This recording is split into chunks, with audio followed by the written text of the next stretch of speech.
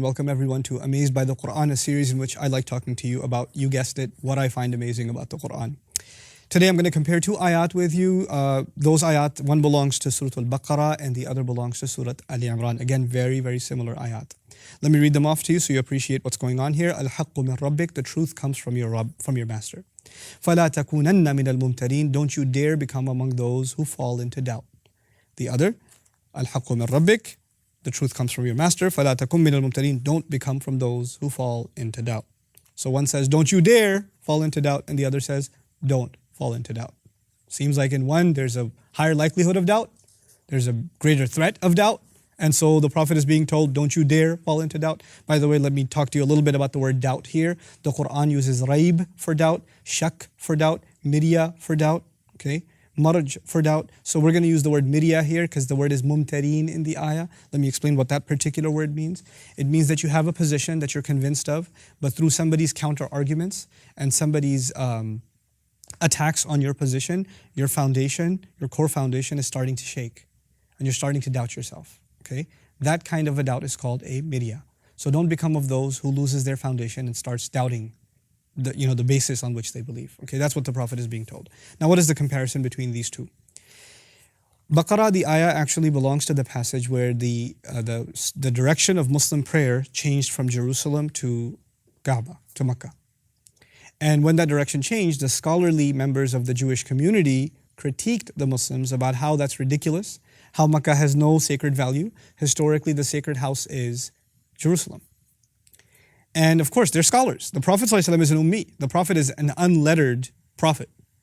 And these are people that are literally described in the Quran as ahbar, scholars of ink. Like their hands are always dirty with ink because they're writing so much all the time. These are PhDs and then some. That's what they are.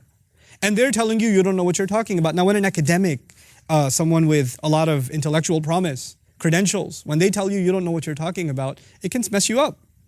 A high school student gets into college, goes to a PhD in philosophy, who's teaching philosophy 101, he's going to be intimidated by his academic credentials. He's going to feel like this person, after studying all that much, must know more, must be right. I mean, how can they be wrong? They're an expert after all. You see what I'm saying? So the context here is, because the criticism is coming from those who have very high academic credentials, you have a chance of becoming intimidated. And that intimidation can make you question yourself. Don't. Truth comes from your master. Don't become from those who fall into doubt. You know, after all, the historical integrity of the Kaaba is a historical debate. It's something that requires a lot of research. When Allah says that first house built for the worship of Allah for humanity was at the location of Makkah or Bakka, that's something that requires a lot of historical digging. And something obviously the Jewish and Christian scholarship is not easily going to accept. It's not something they're just going to take and say, oh yeah, of course. No, it's not going to be like that.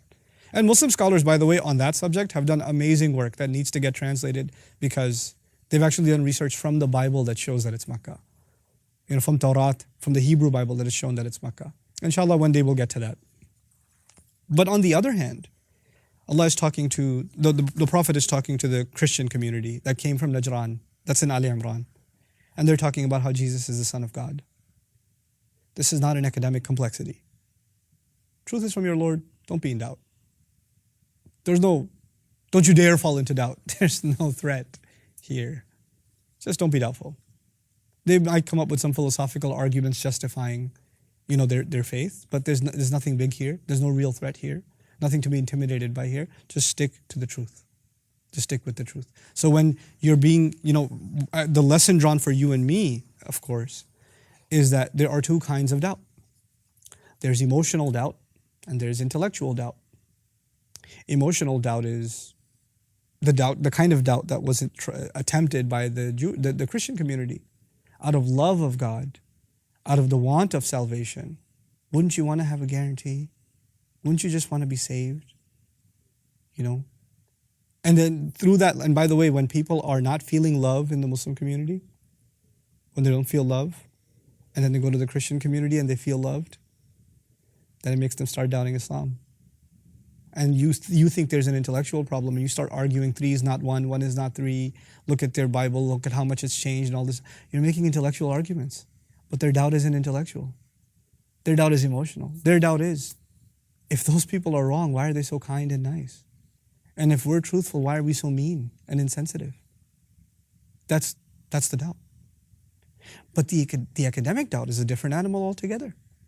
The academic doubt is about making arguments that are, they sound so elaborate with all these terminologies and all these books and papers and research and all this stuff that looks so staggering and intimidating that you say, man, I don't know if I can believe what I believe anymore, because there's a lot of PhDs done on how he's not a prophet. That's intellectual doubt. Of course, the Muslims are supposed to fight both. Allah did not dismiss one doubt or the other. The academic doubt came from, the attack of academic doubt came from the Jewish community, the Jewish scholarship. The emotional doubt was brought forward by the Christian community. And Allah acknowledged both of them. He did acknowledge that the academic is more dangerous. He did. And by the way, let me tell you why now the emotional is less dangerous. I'll tell you why. The Prophet ﷺ is not a scholar. He didn't study in a seminary. He doesn't have a PhD. He's not an academic. He's not writing books. So they do have, in that sense, what they might think is an upper hand, yes? But with the Christians, what they have is love. What they have is softness. What they have is character. What they have is kindness, compassion, mercy. The Prophet has that more than anybody ever did.